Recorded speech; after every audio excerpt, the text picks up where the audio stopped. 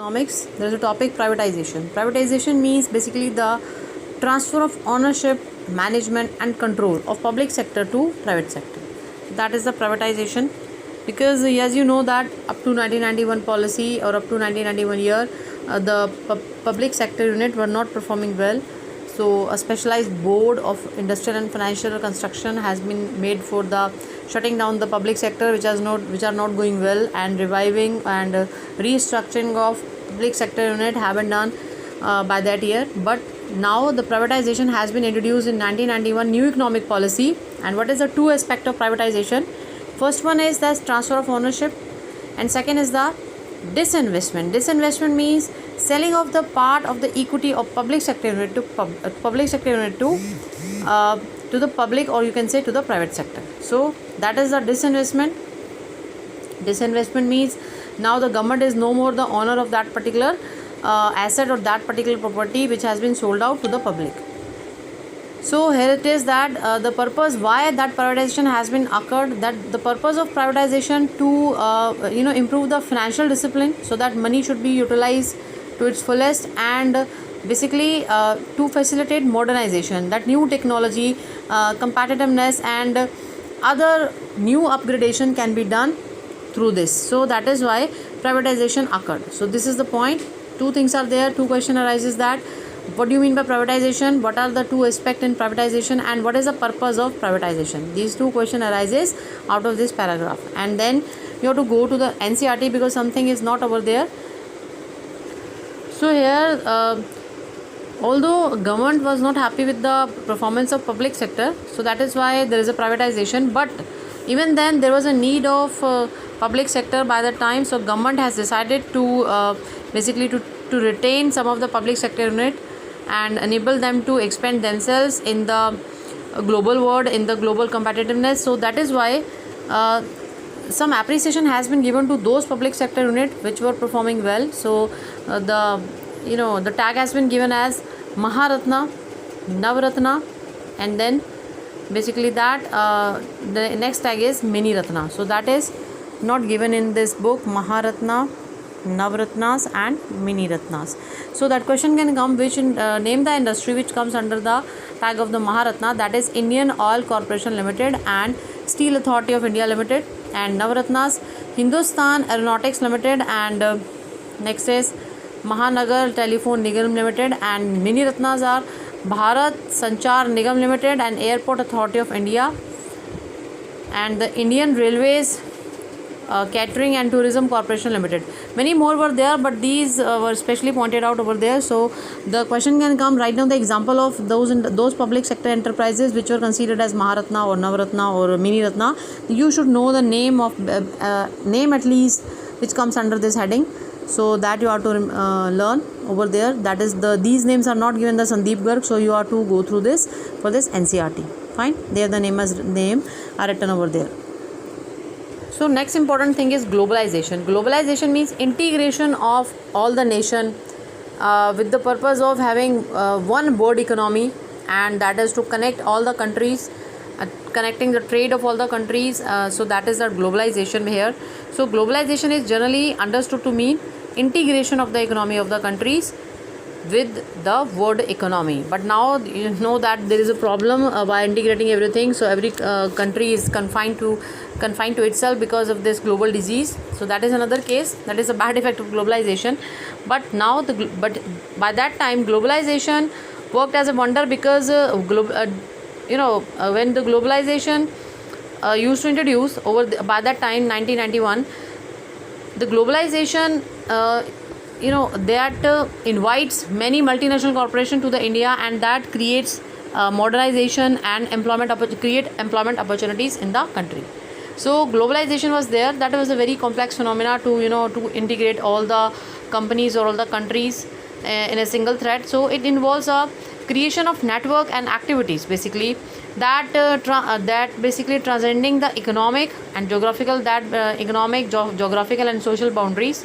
So it was not difficult, it was not a very easy task in that way, because globalization needs a very developed IT sector, because it is not possible to go to each part of the country go to each part that go to the each country of the world. So that is why we need very upgradation IT.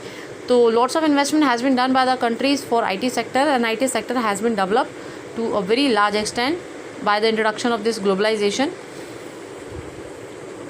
So globalization is the main part of the new economic policy, and many changes made by the globalization of the Indian economy. The first one is that due to the introduction of new economic policy in India, there are a specified list of high technology and high investment priority industry have been prepared, and for those type of industry, no need of special permission from the government is there, and there is a 51% of foreign equity investment was allowed by the time, and then that was not possible before 1991. So that was the extraordinary permission given to the foreign companies. And the second thing is rupee was devalued over there. So here is written that rupees was devalued. How rupee was devalued in 1991? Suppose $1 is equal to 80 rupees. Now $1 is equal to 60 rupees. That means the value of domestic currency has been decreased, but for the foreigners, for the rest of the world, now they can purchase more goods and services with the same currency, means with the $1. So that is what devaluation of the Indian currency. And the second thing is over there that foreign technology agreements, for this the automatic permission was granted.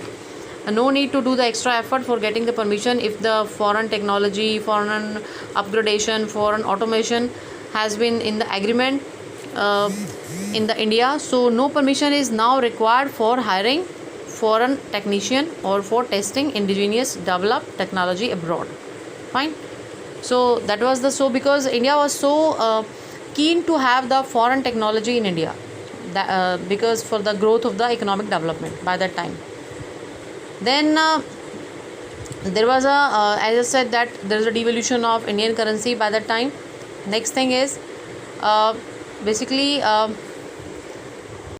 by devaluation of Indian currency, what happens that now the foreign investors are interested to invest more, because now they are able to purchase the more goods and services. They are able to purchase more with the same amount.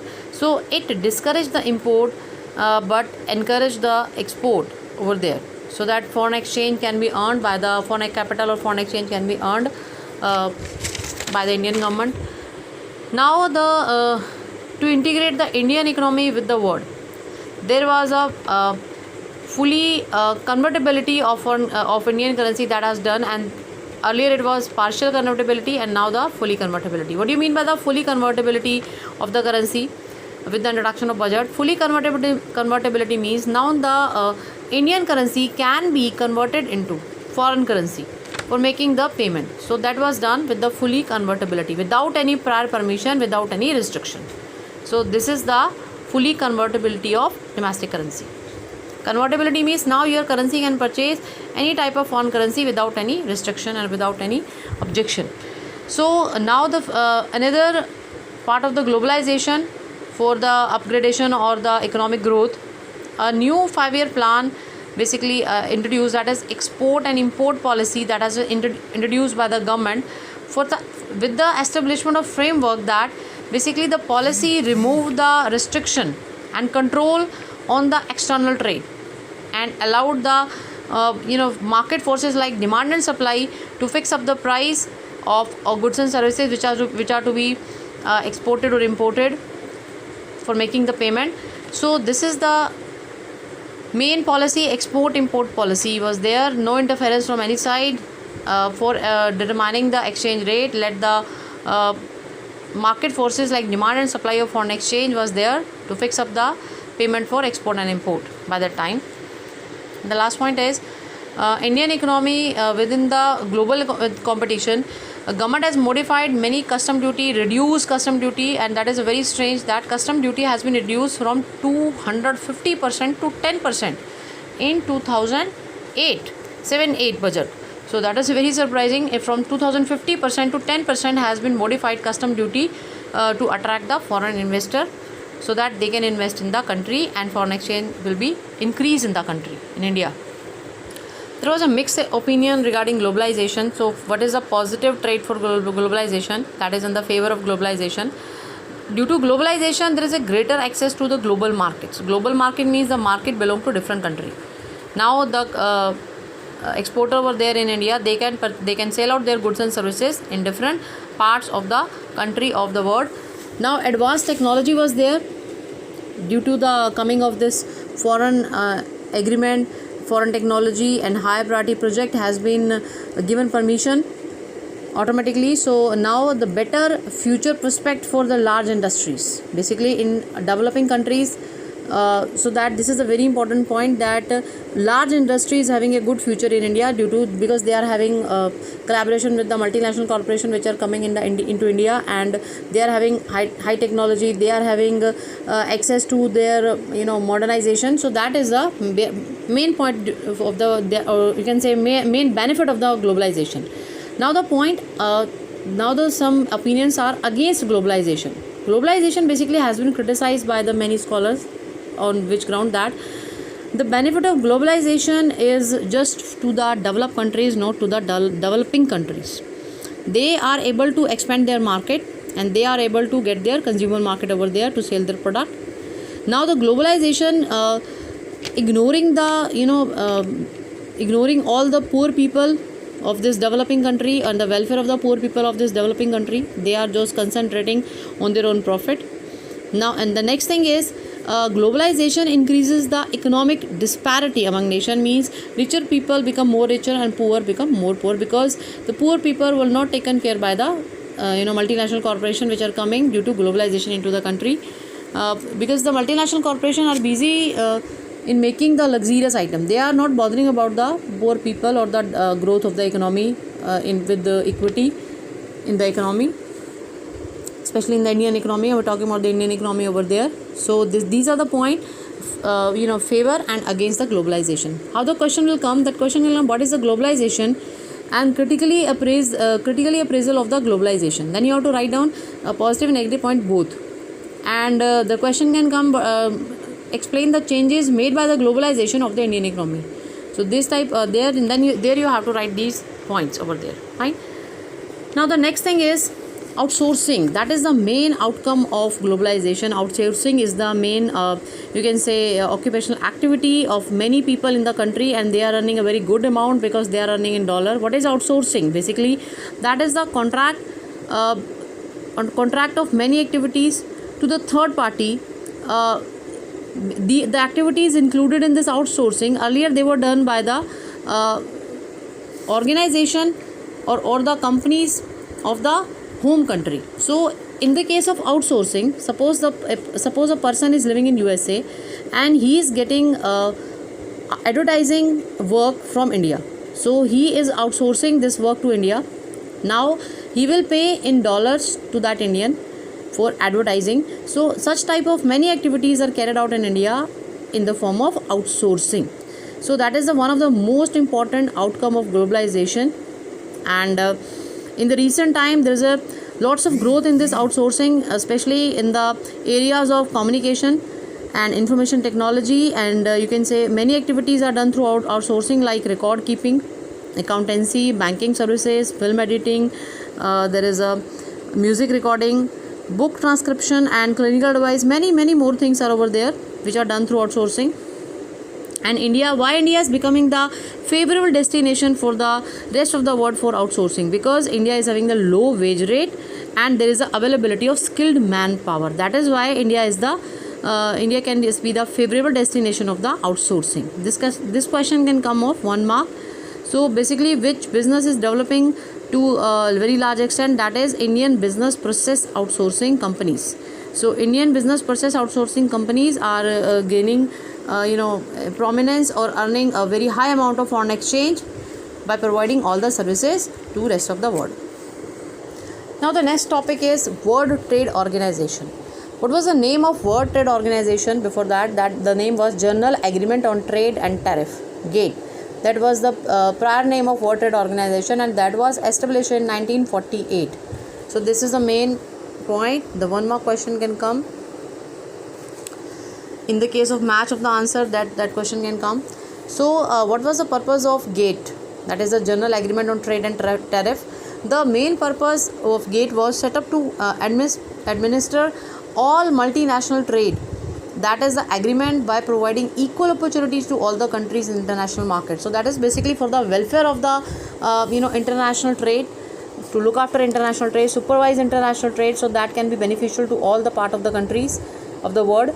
And that was founded in now the GATE has been converted into WTO. WTO, World Trade Organization, was founded in 1995 as the successor organization to the GATE. So that is WTO is next to GATE. So now what is the purpose of WTO? WTO agreement covered the trade in goods as well as services to facilitate international trade, as the name suggests. At present there are 164 members. That you are this number you have to learn, that can be asked in the question. And all the members are required to abide laws and policy framed under WTO rules, World Trade Organization. It is because India is a member of World Trade Organization, and India is keeping all its commitment whatever has been made as in the agreement with the WTO. India has removed or liberalized all the quantitative restriction, all the tariff or non-tariff barriers on export or import. Some major function of WTO. So these are the major functions of WTO. What is the function of WTO? Basically to facilitate, to make easy international trade, both bilateral, multilateral trade, and removing the tariff and non-tariff barrier. The one more question can come about bilateral. They can ask the definition of bilateral, multilateral, and tariff and non-tariff barriers. Their definitions are given. Bilateral trade between the two countries is known as bilateral trade. Multilateral trade means the trade between more than two countries, that is multilateral trade. What is a tariff barrier? The tariff barriers are basically they are imposed on import to make them relatively costly and to protect the domestic production are known as tariff barrier. So that is basically, you can say, tax on the import so that they can be more costly, and there is a protection for domestic production in the country. There is a WTO is there, and India is removing all these tariff barriers and non-tariff barriers. What the non-tariff barriers is, this is the main purpose of WTO, to remove non-tariff barrier. Under non-tariff barrier, imposing the restriction on some amount for the import. Suppose in India there can be non-tariff barrier in the form that there can be restriction on the import of electronic item up to 1 lakh unit. So that is the restriction. Restriction is in the form of some particular quantity. You cannot import out of that quantity or beyond that quantity. That is a non-tariff barrier. So the main function of WTO to remove the tariff and non-tariff barrier if there is in the country. And then to establish a rule-based trading regime, means the same rule for all the nation so that they can grow, and particular nation cannot put any restriction for any export and import of goods and services or trade. Then to enlarge the production and trade of services so that production and trade of services increase among the nation. Then to ensure optimum utilization of all the world resources for each other, and to protect the environment. That is the main point, because with increase in production, there is a protection of environment is very much required over there. The question can come that why there is an argument for usefulness of India being a member of WTO. Why the people are saying that India should not become the member of WTO, it is not useful that much, because why they are saying that question can come because major volume of international trade occur among the developed nation. Developed nation are enjoying all the trade policies which has been implemented and adopted by the developing country. Now, an agriculture subsidies which were given in the developed countries, that has been many times the complaints has been filed for those.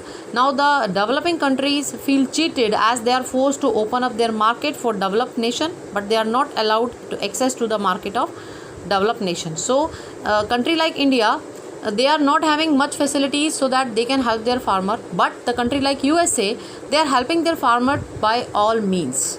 By all means they are giving the fertilizer, seeds, each and every type of facility to the farmers, and the cost of agriculture, the cost of food grain is just very marginal to the farmer. So it is very easy for the farmer in USA or developed countries to grow the crops at very cheapest rate, and at that cheapest rate the food grain has been available in the international market, and it is very difficult for the farmer in India to compete with those prices. So this is the complaint, that why they are giving so much subsidies, why they are giving so much help, to a very very very large extent help to their farmer in their country.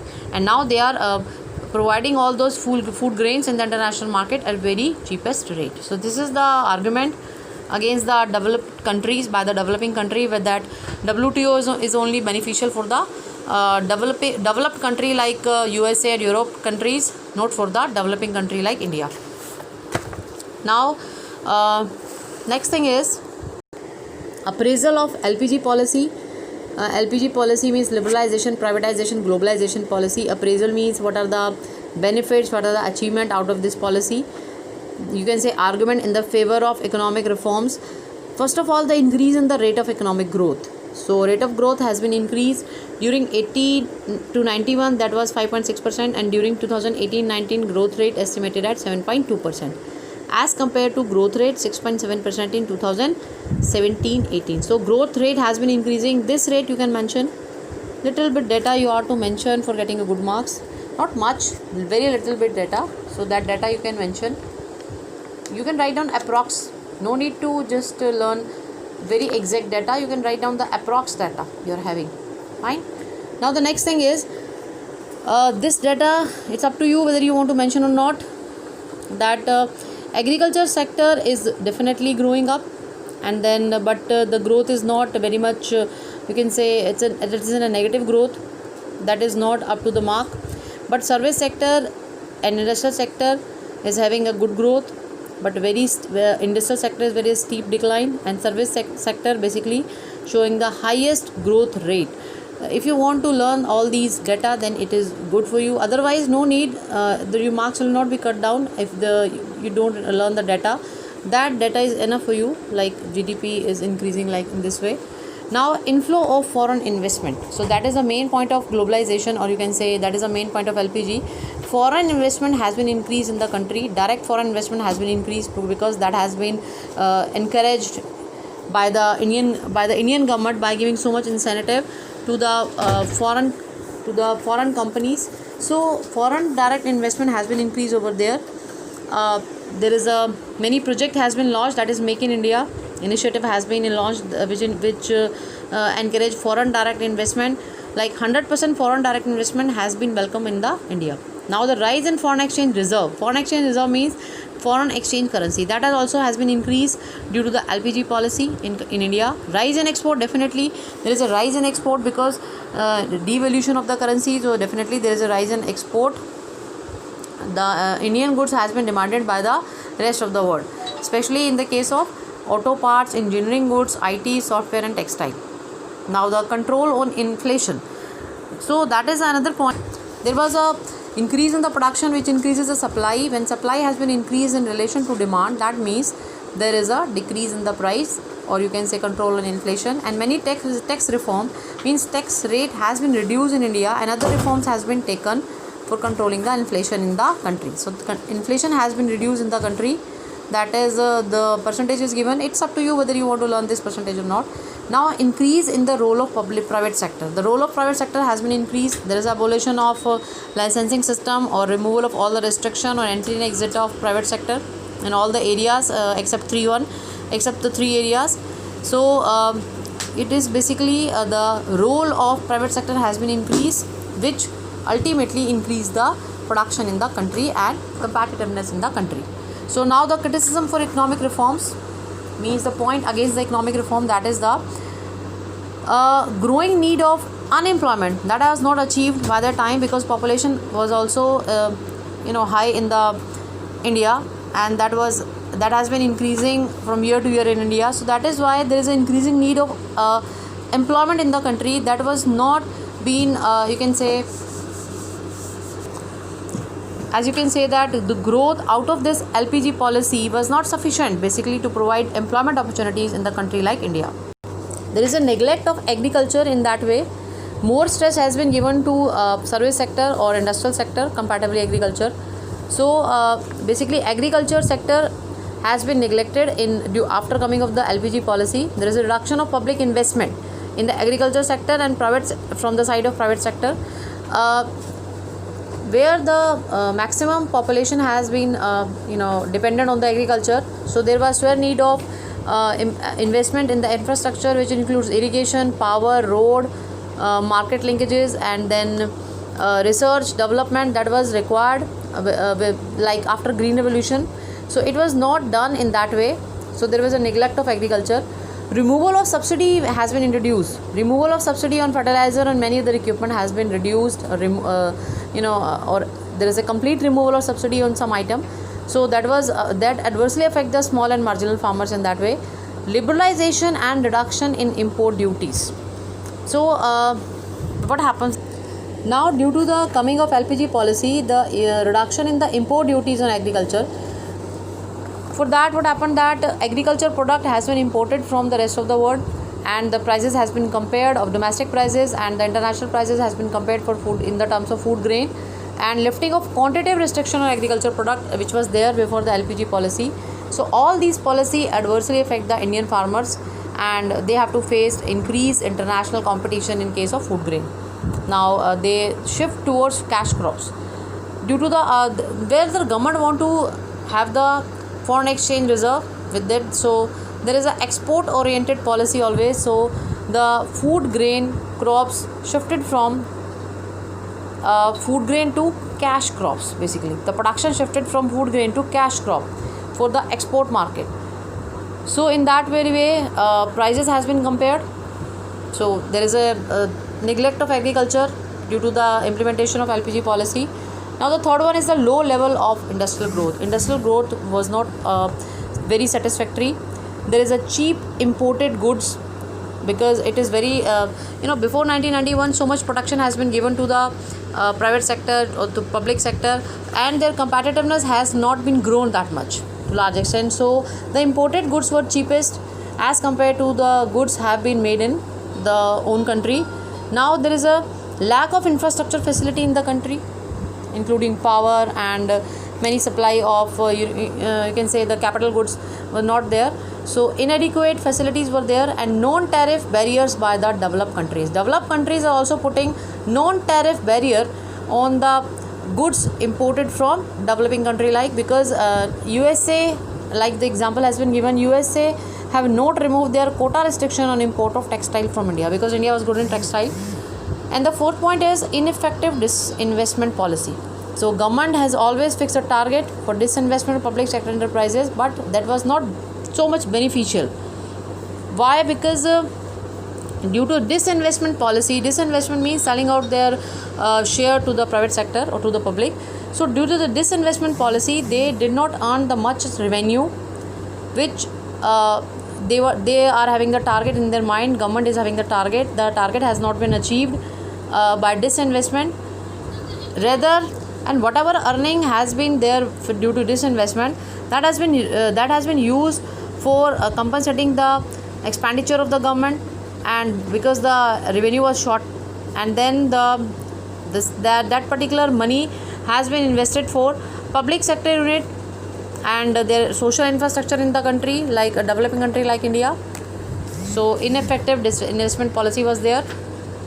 Now ineffective tax policy is also there. Many tax incentive have been given provided to the foreign investors, so that to attract the foreign investment into India, because India want to earn the foreign exchange reserve.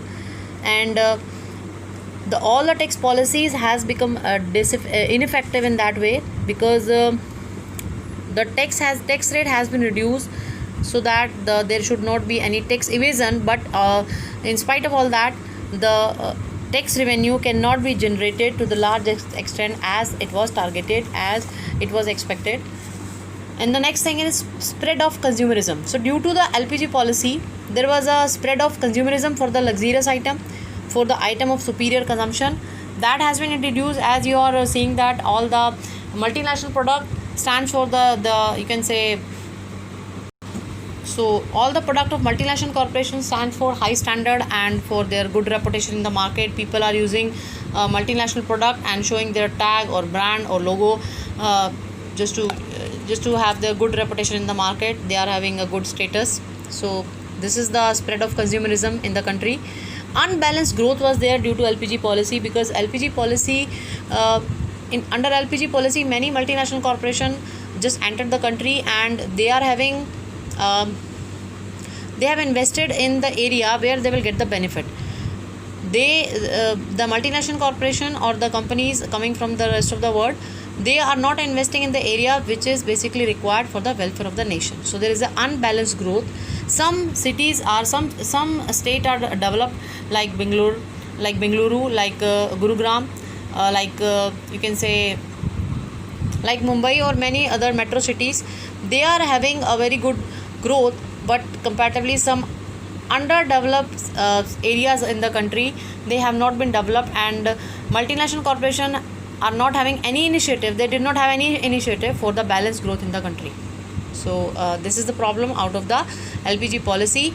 If the question come a critical appraisal of the LPG policy, then you have to write down negative and positive both, but in a brief way. You cannot give the answer in such a long way. Fine. So you have to give the very brief answer. You have to write down negative and positive both, and if the critical assessment is there, then you have to give more negative.